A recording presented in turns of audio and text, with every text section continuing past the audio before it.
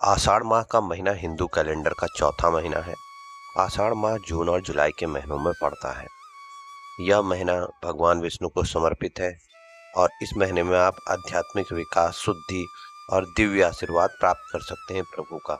यह वर्षा ऋतु की शुरुआत का भी प्रतीक है, जो हमें जीवन की नई शुरुआत के बारे में समझाता है। आषाढ़ माह के कथा की श्रृंखला में हमारा 20 अध्याय तक जो है श्रृंखला पूरी हो चुकी है। उसमें आपको बताया गया आषाढ़ माह में कथा का क्या महत्व है और कुल इसके 30 अध्याय हैं। यदि आप यह 30 अध्यायों का श्रवण कर लेते हैं तो निश्चित रूप से आपके जीवन में परिवर्तन होना निश्चित है और आप प्रभु के करीब पहुंच जाएंगे। आपके जीवन की जो भी समस्याएं हैं वह इस 3 अध्यायों में, यानी ये जो 30 आपकी चमत्कारिक और रोचक कथाएं हैं, आप इसमें अपने जीवन की हर समस्या का उपाय खोज सकते हैं। तो निश्चित रूप से आप इन कथाओं का श्रवण करिएगा, अधिक से अधिक श्रवण करिएगा और कम से कम एक बार आपको श्रवण करना ही है। यह कथा आपका हृदय बदल देंगी। इन कथाओं से आपको यह जानने में सहायता होगी कि आप प्रभु की भक्ति करते हैं, वह आपकी सही भक्ति है, संपूर्ण भक्ति है या नहीं। आषाढ़ महीने को शुभ है या नहीं अशुभ, कई लोगों में यह भी भ्रम रहता है। मान्यताओं और व्यक्तिगत दृष्टिकोण पर निर्भर करता है कि आप इसे शुभ समझते हैं या नहीं समझते हैं। भगवान विष्णु के लिए यह प्रिय महीना होता है और दान पुण्य का इसमें विशेष महत्व होता है। यह महीना आत्म जागृति, गुरु भक्ति, योग साधना और जल तत्व के संतुलन का समय होता है। तो आइए वीडियो को शुरू करते हैं। नमस्कार, मैं राजेंद्र आपका भक्ति ज्ञान उपाय चैनल में स्वागत करता हूं। प्रभु राम भक्त हनुमान हम सभी पे आशीष बनाए रखे। अध्याय 21 शीर्षक का नाम है आत्मसमर्पण। किसी गांव में एक झगड़ालू व्यक्ति रहता था। कोई उससे नहीं बात करता था, कोई ना ही उससे मिलता था और सारा गांव उसे चोर कहता था। वह पकड़ा कभी नहीं गया था चोरी करते, लेकिन लोग जानते थे कि यह चोरी करता है, इसी कारण से उससे सब दूर रहते थे। एक बार आषाढ़ माह के महीने में मंदिर में कथा का आयोजन हुआ। सारा गांव भगवान की कथा का श्रवण करने में व्यस्त था। उसी वक्त वह चोर मंदिर के पीछे की दीवार फाड़ के चोरी करने के उद्देश्य से मंदिर में घुसा। वह यह सोच के वहां गया था कि आज मंदिर का सारा सोना और दान पेटी का पैसा चुरा लूंगा और उसके बाद इस गांव को छोड़ दूंगा और मजे से अपनी जिंदगी बिताऊंगा। वह यह सोच के भीतर घुसा। वह जैसे ही गर्भगृह में घुसा तो उसके सामने विष्णु भगवान की मूर्ति थी। वह मूर्ति अत्यंत मोहक थी।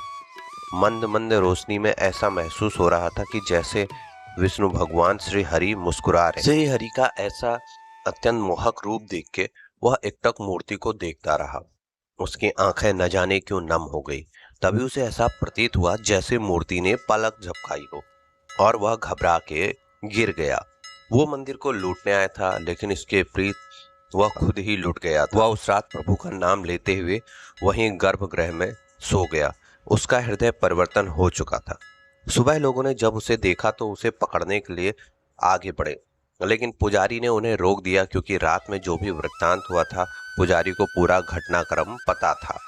जिस चोर ने कभी किसी से प्रेम नहीं किया था, आज वह प्रभु के प्रेम भक्ति में सुध-बुध खोए मंदिर की सीढ़ियों पे बैठा था। उस दिन से उस चोर का जीवन बदल गया।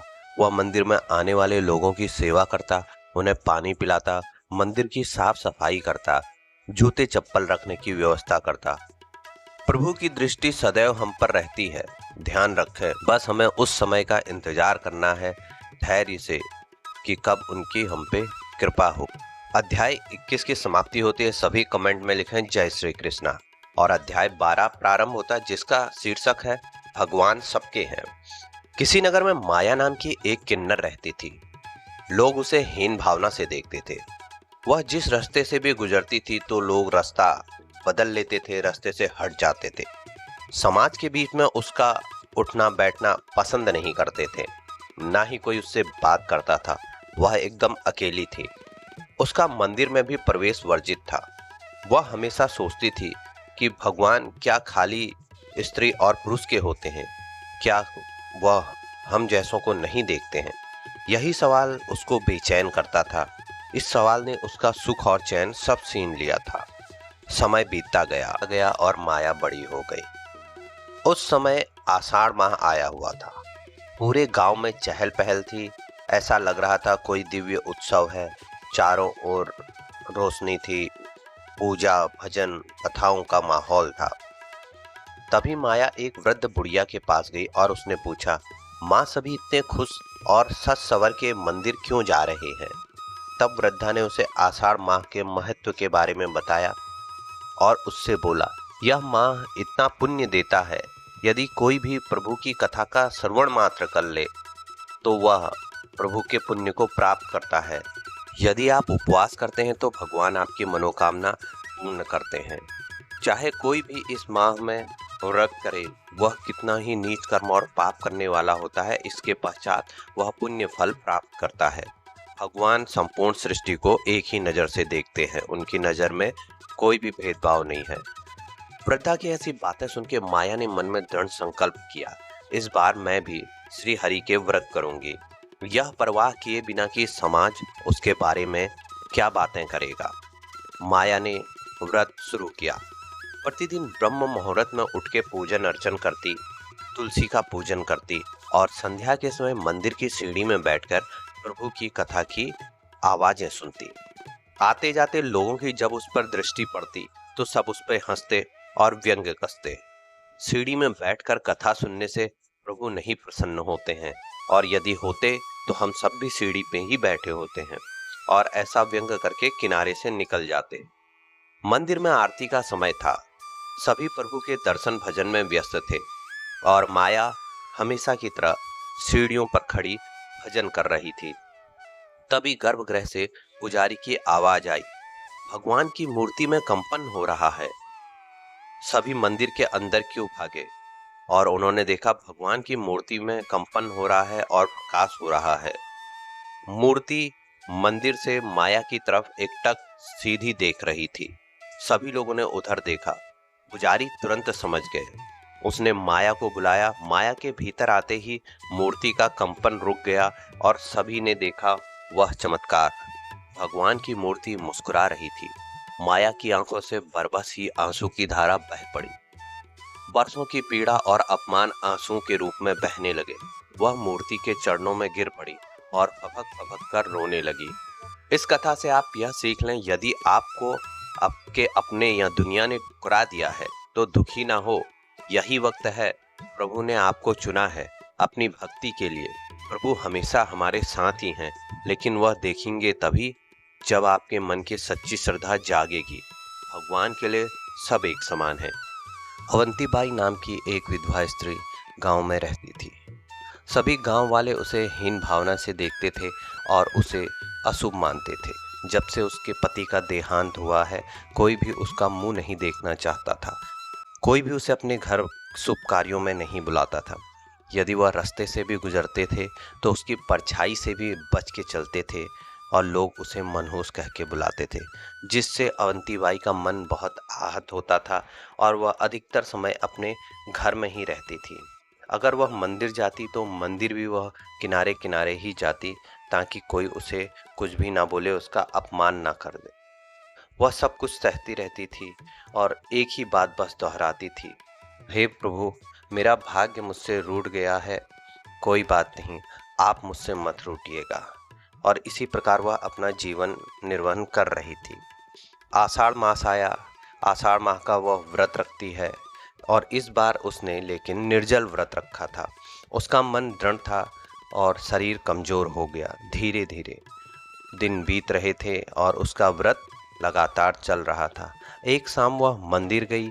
मंदिर में उस वक्त कोई नहीं था, क्योंकि कथा अगले दिन होनी थी। वह मंदिर में बैठी प्रभु की आराधना कर रही थी। उसी वक्त तेज हवाएं चलने लगती है, जिसके कारण से दीपक की लौ थरथराने लगती है। ऐसा लग रहा था कि अब यह बुझ जाएगी। अवंतीबाई की नज़र जब उस दीपक की लौ पे पड़ी तो उसके मुंह से निकला, प्रभु सब मुझसे कहते हैं कि मैं अशुभ हूँ, मैं मनहूस हूँ, मुझे दुनिया और समाज की कोई भी परवाह नहीं। यह मेरा अटूट विश्वास है कि आप मेरे साथ हैं, लेकिन आज मैं उस चीज़ को अनुभव करना चाहती हूँ। यदि आप मेरे साथ हैं तो आप इस दिए की लौ को तेज कर दीजिए। कम से कम मुझे एक बार यकीन हो जाए कि आप मेरी बात सुनते हैं, मेरे मन की पुकार आप तक पहुंचती है। और वह इस प्रकार बोल के हाथ जोड़ के बैठ गई। कुछ देर बाद ही दिव्य चमत्कार होता है और उस दिए की लौ तेज हो जाती है।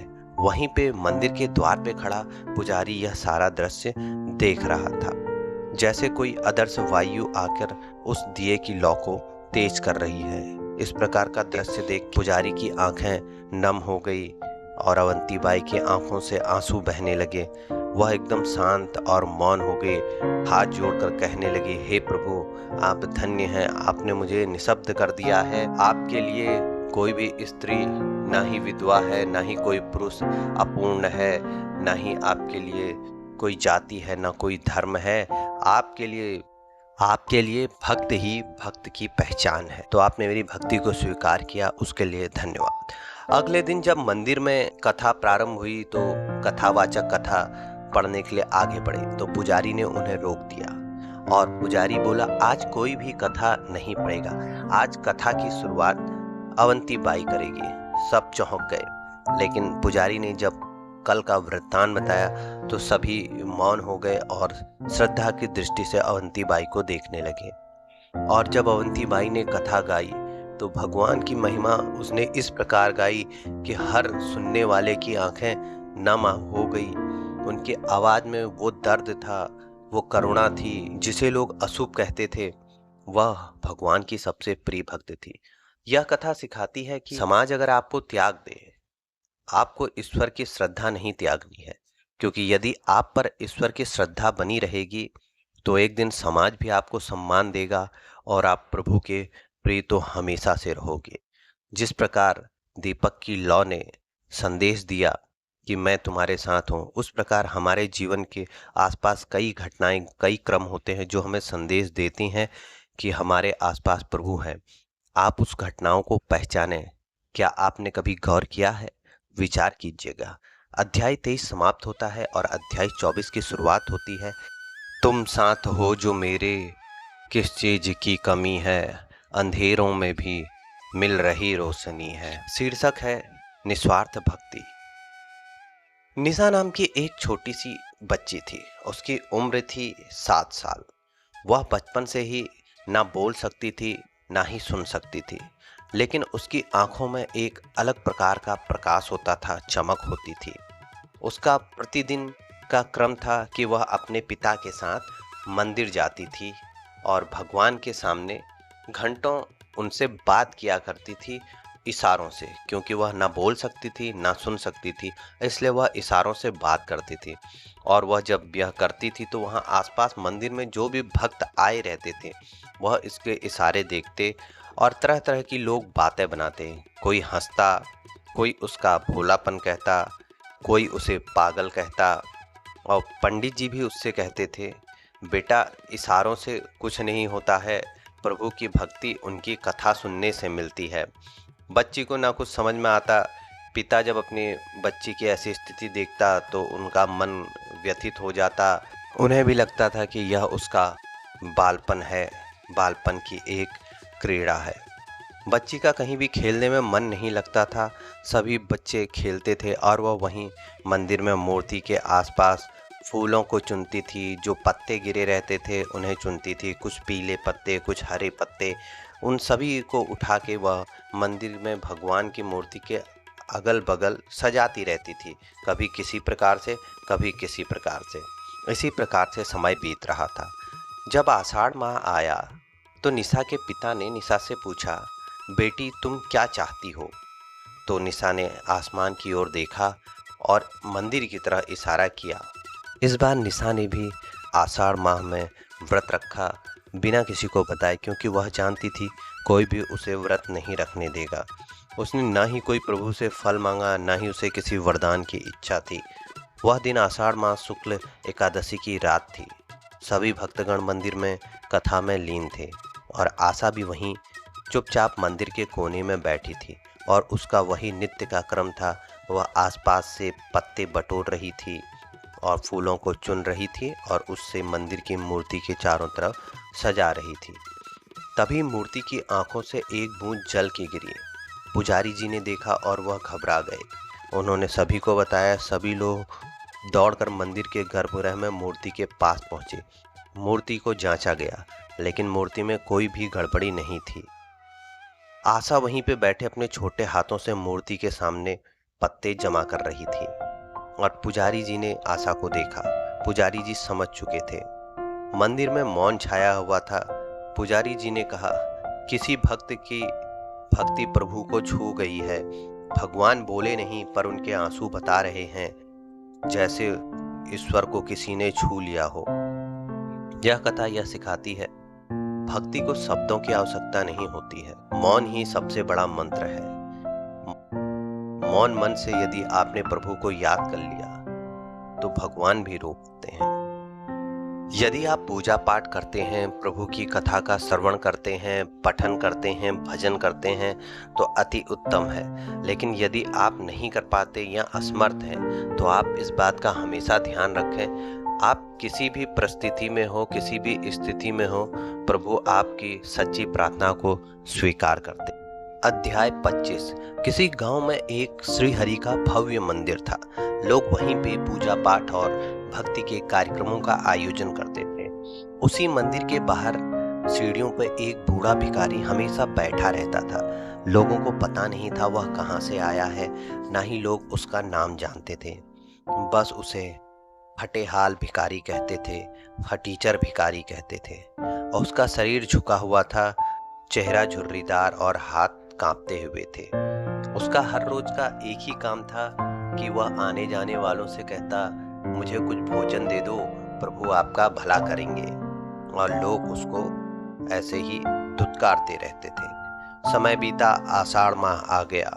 गांव के सभी धनी व्यक्ति साज सज्जा में, विभिन्न भोजन भंडारों में व्यस्त हो गए। दिखावे के लिए सभी यज्ञ हवन करने लगे, कथाएं कहने लगे, कथाओं का आयोजन करने लगे, घी के दीपक जलने लगे मंदिर में, भोग की भरमार हो गई, हजारों प्रकार के भोग लगने लगे। मंडप मंदिर के सज चुके थे। ऐसा प्रतीत हो रहा था कोई शक्ति प्रदर्शन हो रहा था कि मैं ज्यादा भोग प्रभु को दे सकता हूँ, मैं ज्यादा भोग प्रभु को दे सकता हूँ। इस प्रकार से क्रम चल रहा था। लेकिन मंदिरों में बैठा हुआ बूढ़ा भिखारी उसी प्रकार से बैठा हुआ था और हर दिन मंदिर की सीढ़ियों में बैठ के वो प्रभु का जाप करता और प्रभु से वह सिर्फ इतना ही कहता है, जब भी मुझे इस देह से मुक्ति मिले तो प्रभु मुझे एक पुत्र के समान अपनी गोदी में बैठा लेना। गांव वाले उसकी बात सुनते और उस पे हंसते, कहते, तू व्रत क्या करेगा, तेरी स्थिति इतनी गंदी है, तेरे पास प्रभु भी नहीं आएंगे, ना तेरे पास पूजा के लिए सामग्री है और ना ही तू प्रभु के मंदिर के अंदर प्रवेश कर सकता है। वह भिखारी सिर्फ मुस्कुरा देता। उसे लोगों के समाज की कोई भी परवाह नहीं था और हाथ जोड़कर श्री हरि विष्णु का नाम जपता रहता। आषाढ़ माह की पूर्णिमा की रात थी। कथा का आयोजन मंदिर में हुआ था। हर कोई मंदिर में पूजा अर्चना में लगा हुआ था और दान देने में डूबा हुआ था। तभी पुजारी ने देखा कि मूर्ति की आंखों से आंसू बह रहे हैं, तो वह अचानक से अचंभित हो गया। लोग घबरा गए, ये कैसा चमत्कार हो रहा है। पुजारी को कुछ समझ नहीं आया। उसने दीपक उठाया और गर्भगृह से बाहर आया और बोला, प्रभु आज किसी की भक्ति से प्रसन्न है, किसी ने प्रभु के मन को छू लिया है, कौन यहाँ सच्चा भक्त है। उसने कुछ फूल उठाए और उसके बाद कहा, प्रभु स्वयं बताएंगे उनका वह भक्त कौन है। और उसी समय तेज हवाएं चलने लगी और पुजारी के हाथों में जो पुष्प था वह उड़कर उस भिखारी के पास चला गया। पूरा गांव यह देख के सन्न रह गया, एकदम दंग रह गया, क्योंकि वहाँ पे कई ऐसे माननी थे जो प्रभु के बिना अन्न के, बिना जल के व्रत रख रहे थे, उनके कथाओं का पठन कर रहे थे, हजारों यज्ञ कर दिए थे उन्होंने प्रभु के और हजारों का दान कर दिया। पुष्प उस भिखारी के पास जाता देख के लोगों को बड़ा आश्चर्य हुआ। भिखारी ने अपना सिर उठाया और बस इतना कहा, भगवान तो कभी दूर ही नहीं थे, हरि ने बस हमारी परीक्षा ली। हमारी अहंकार की दीवारें इतनी ऊंची हैं कि हम हरि को देख नहीं पाते। वह शांत मुस्कान के साथ वहां से उठा, मंदिर की सीढ़ियों पे उसने प्रवेश किया। आज किसी ने भी मंदिर में जाने से उसे नहीं रोका। प्रभु के चरणों में बैठ गया, उनके पाँव को पकड़कर रोने लगा और प्रभु को धन्यवाद देने लगा उसकी पूजा को स्वीकार करने के लिए। यह कथा हमें सिखाती है वस्त्र, धन और पूजा की भव्यता नहीं, मन की सच्चाई और प्रेम ही ईश्वर को आकर्षित करते हैं।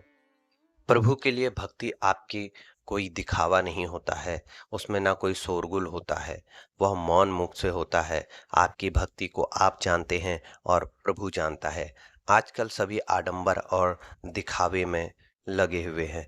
यदि आप सच्ची भक्ति चुपचाप करते हैं तो उसकी जो ध्वनि होती है हजारों शंखों, घंटियों, वेद मंत्रों, यज्ञों, कथाओं से भी ऊपर होती है। उसकी आवाज सबसे ऊंची होती है और वह आवाज प्रभु निश्चित रूप से सुनते हैं। यहीं पे कथा का यह अध्याय भी समाप्त होता है। अध्याय 26।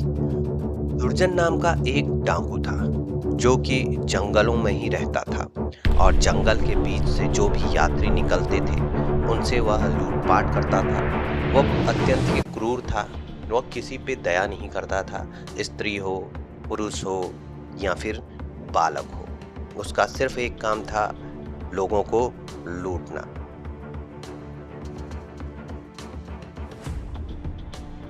लोग उस रास्ते पे कभी नहीं आते थे, लेकिन जब उन्हें शहर जाना रहता था या शहर किसी कार्य के लिए जाते थे तो उन्हें उस जंगल के बीच से गुजरना पड़ता था। वह हमेशा मन में यही सोचते थे कि उस डाकू से उनकी मुलाकात ना हो जाए। इस प्रकार डाकू दुर्जन लूटपाट करके अपने जीवन का यापन कर रहा था। उस डाकू में एक विशेष आदत थी। जब भी वह किसी को लूटता, अपना शिकार बनाता, तो वो पहले प्रभु को हाथ जोड़ता, आसमान की ओर बोलता, हे प्रभु, आज के लिए धन्यवाद, आज आपने मेरी रोटी की व्यवस्था कर दी है। उसके इस व्यवहार को देख के लोग उससे पागल भी कहते थे। वह कभी भी किसी को मारता नहीं था, कभी उसने किसी की हत्या नहीं की थी, वह लूटपाट करके जो छोड़ देता था। एक दिन दुर्जन अपने शिकार की तलाश में जंगल में भटक रहा था।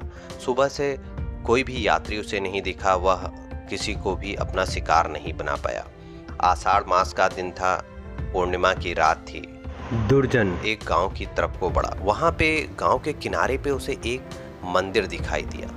मंदिर साधारण सा था, छोटा सा था, टूटा फूटा था, काफी जीर्ण शीर्ण अवस्था में था। वह मंदिर के पास गया कि शायद इसमें ही कुछ उसे मिल जाए। उसने अंदर देखा तो वहां पे टूटी मूर्ति रखी हुई थी। कोई दीपक नहीं जल रहा था, कोई पुष्प नहीं था। ऐसा लग रहा था सालों से लोग उस मंदिर की तरह आए भी नहीं। दुर्जन काफी थक चुका था। उसने सोचा मैं यहीं पे आराम करता हूँ और भोजन भी कर लेता हूँ। तभी उसकी नज़र प्रभु की मूर्ति पे गई। उसने प्रभु से कहा, आपको भी भूख लगी होगी, यहाँ तो ना आपको कोई 56 भोग देता है, ना आपकी धूप दिया बाती करता है। आप मेरा पेट हमेशा भरते हैं, चलिए आज मैं आपका पेट भर देता हूँ, पर मेरे पास खाली सूखी रोटी है, इसी को आपको खाना पड़ेगा। और ऐसा बोलकर वह रोटी अपने झोले से निकालता है जो कि मोटी थी, बहुत सूखी थी, और वह अपने गंदे हाथों से ही प्रभु के सामने वह रख देता। खा लीजिए, आपको जितनी भी रोटी खानी है, बाकी बचा हुआ मैं खा लूँगा। आपको काफ़ी दिनों बाद भोजन मिला है तो आपको भूख लग रही होगी। दुर्जन की ऐसी बातें सुन के जो मंदिर में मूर्ति रखी थी उनके चेहरे पे मंद मंद मुस्कान आ जाती है। अचानक से हवाएं चलने लगती और उस हवा में बिना तेल के वह दीपक प्रज्वलित हो जाता। दुर्जन यह देखता है तो वह एकदम चौंक जाता। उसे कुछ समझ में नहीं आ रहा था यह क्या हो रहा है। तभी वह देखता है कि मूर्ति की आंखों से आंसू आ रहे हैं और यह देख के भैरव को तुरंत सब समझ में आ जाता है। वह प्रभु के चरणों में गिर पड़ता है और उस दिन से उसका जीवन बदल जाता है। वह उस मंदिर की साफ सफाई करने लगता है, मंदिर को पुनः से व्यवस्थित करने लगता है, प्रभु की मूर्ति को पोंछता है, साफ करता है और सामने अपने प्रतिष्ठित करता है। लोगों ने जब देखा एक डाकू भगवान की सेवा कर रहा है, उसकी आंखें नम हैं लेकिन उसका चेहरा एकदम शांत है। जिस दुर्जन डाकू से लोग भय खाते थे, अब जब उस मंदिर के सामने से निकलते हैं तो वह उसी का आशीर्वाद लेते हैं। तो यह कथा हमें सिखाती है, जिसे दुनिया डाकू कहे, चोर कहे, अगर आपने नीच कर्म किए, पाप कर्म किए, लेकिन यदि प्रभु ने आपको अपनी शरण में ले लिया है तो आप भी पुजारी बन सकते हैं। शर्त सिर्फ इतनी है, प्रभु के मन को छूने के लिए आपको सच्चे पश्चाताप के आंसू चाहिए और निष्ठा, भाव, श्रद्धा। यही प्रभु आपसे चाहता है। उसे आपके वस्त्र से कोई भी मतलब नहीं है, ना आपके नाम से, ना आपके पैसे से। उन्हें चाहिए सच्चा मन और एक रोटी प्रेम से भरी। यह अध्याय भी यहीं समाप्त होता है। अध्याय 27 की शुरुआत होती है। यह कथा एक ऐसे राजा की है जो काफी धार्मिक था। सभी राज्य में उसे धर्मवीर कहते थे। वह सभी धार्मिक कार्य करता था। उसने हर व्रत निभाए थे, हर तीर्थ वह गया था और हर प्रकार का यज्ञ उसने किया था। असंख्य दान किए थे उसने। ब्राह्मणों को वह दान देता था, बड़े बड़े यज्ञ करवाता था, उत्सव करवाता था, अपने राज्य में कथाओं का आयोजन करवाता था। जितने भी आपके धार्मिक कार्यक्रम होते हैं सभी कार्यक्रम वह कराता था। मगर उसका मन शांत नहीं था। वह हमेशा व्याकुल, चिंतित और व्यथित रहता था। वह खुद से यह प्रश्न पूछता था, क्या मुझे प्रभु मिल जाएंगे? क्या यह मैं जो कर रहा हूँ इससे मुझे प्रभु मिल जाएंगे? उसे कोई भी जवाब नहीं मिलता था। एक बार वह अपने राजमहल की छत पे खड़ा था तो उसकी नज़र सामने एक तुलसी के पौधे पे गई। वह तुलसी का पौधा रानी ने लगाया था, लेकिन उस तुलसी के पौधे पे कभी भी उसने ध्यान नहीं दिया था। वह अस्त व्यस्त हो गया था और वह एकदम झाड़ी का रूप ले रहा था। आषाढ़ माह आया। राजा अपने कक्ष में सोच में था। वह प्रभु के बारे में ही सोच रहा था। इस तरह गहरी सोच में देख के रानी वहां आई और उसने राजा से पूछा, क्या बात है, आप क्यों इतने चिंतित लग रहे हैं? राजा ने कहा, मुझे रात को नींद नहीं आती, मेरा मन शांत नहीं है। मैं सभी धार्मिक कार्य करता हूँ, फिर भी मुझे ऐसा लगता है कि प्रभु मुझे नहीं देख रहे हैं। क्या कोई ऐसा उपाय है कि जिससे मुझे प्रभु की कृपा मिल जाए? उस रात भी राजा सो नहीं पाया। रानी के पास कोई जवाब नहीं था। अगली सुबह उसने बड़े बड़े पुरोहितों को अपनी राज्य सभा में बुलाया, अपने प्रश्न का जवाब पूछा, लेकिन कोई भी राजा को अपने जवाब से संतुष्ट नहीं कर पाया। दिन गुजर गया। उसकी अगली सुबह राजा ने राज्य में जितने भी धार्मिक ग्रंथ थे उनको अपने महल में मंगवाया और उसने कोशिश की कि शायद मेरे सवाल का जवाब इसमें मिल जाए, लेकिन उनके प्रश्न का जवाब उसने वहां भी नहीं मिला। अगली सुबह सूर्य उदय के समय राजा अपने राज्य की छत पे खड़ा था। तभी सामने जो तुलसी का पौधा, उस पे राजा की नजर गई और राजा सीधे उस तुलसी के पौधे के पास गया। उसने वहां पर अपने सिर का तार उतार कर धरती पे रखा और कहा, हे विष्णु, मैं आपका एक छोटा सा अंश हूँ। आपने मुझे सब कुछ दिया है, इतना दिया है जितना मैंने आपसे मांगा भी नहीं था। फिर भी मेरे मन में संतोष नहीं है। मुझे ऐसा लगता है मेरा जीवन दिशाहीन है। राजा की ऐसी बात सुन के वहां पर तेज हवाएं चलने लगी। तुलसी का जो पौधा था वह इस प्रकार से कंपन करने लगा मानो उसमें नई चेतना आ गई। राजा की आंखों से बरबसी आंसू बहने लगे। तभी उसे ऐसा महसूस हुआ जैसे कोई कह रहा हो, अब तू सब कुछ देख सकता है क्योंकि अब तूने सब छोड़ दिया है। अब तेरे अंदर समर्पण की भावना ने जन्म लिया है। तू करुणा से भर गया है। उस दिन से राजा ने राज्य संभालना तो नहीं छोड़ा। वह उसी प्रकार राजकाज करता, पर उसका ताज हर सुबह तुलसी पर चढ़ाया जाता था। लोगों ने देखा राजा एकदम बदल चुका था। उसके फैसलों में करुणा आ गई थी जो भक्ति से परिपूर्ण थे। यह कथा हमें सिखाती है, जो राजा झुके तो वो सबसे बड़ा भक्त होता है। ईश्वर को ताज नहीं, विनम्रता चाहिए, और जब मन का घमंड मिटता है तो ईश्वर खुद उसके सामने आ जाते हैं।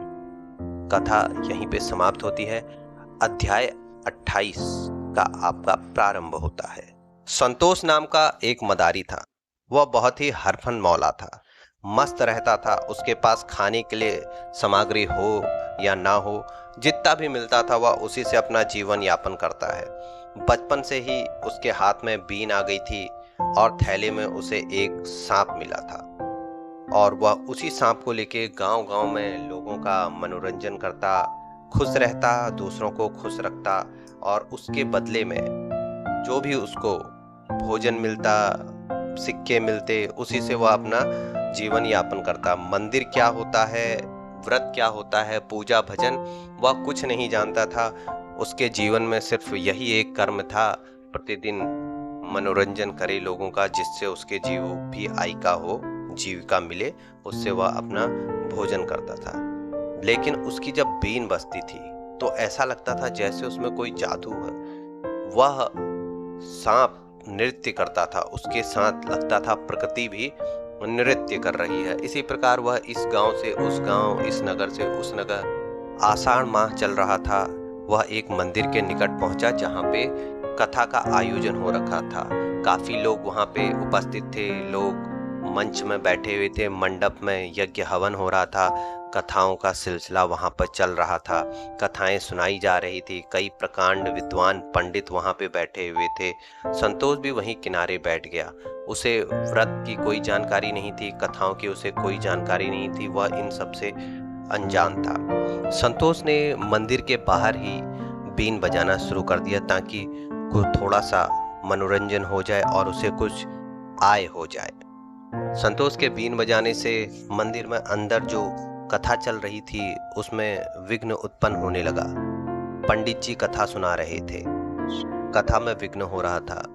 लोगों ने गुस्से से कहा, इस मदारी को यहाँ से भगाओ, यह इस मंदिर के योग्य नहीं है। लेकिन तभी एक वृद्धा जो वहां बैठी थी उसने कहा, रुको, इसके बीन की धुन को सुनो, यह कुछ अलग धुन है।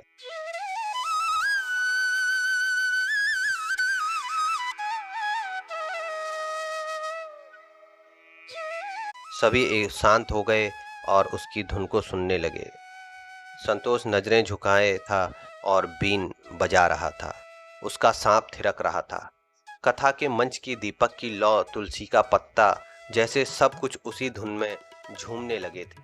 तभी श्री हरि की मूर्ति कंपन करने लगी। श्री हरि के गले में जो पुष्पों की माला थी उसका पुष्प नीचे गिर गया और मूर्ति और कंपन करने लगी। सभी यह दृश्य देख के अचंभित थे।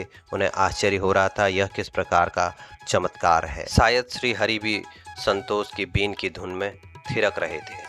पंडित जी ने कहा, जिसे हम अपवित्र समझ बैठे थे वो शायद सबसे शुद्ध भक्त है, जिसके बीन की धुन हमारी कथा में विघ्न उत्पन्न कर रही थी, वही बीन की धुन प्रभु को सबसे प्रिय है। संतोष को मंच पर बुलाया गया। संतोष डर गया। उसे लगा कि जाने उसने कौन सा अपराध कर दिया। वह कांपता हुआ आया और बोला, मैंने न कभी मंत्र पढ़ा है और न ही उपवास किया है, बस हर सुबह अपनी इस बीन से भगवान के नाम को बजाता हूँ।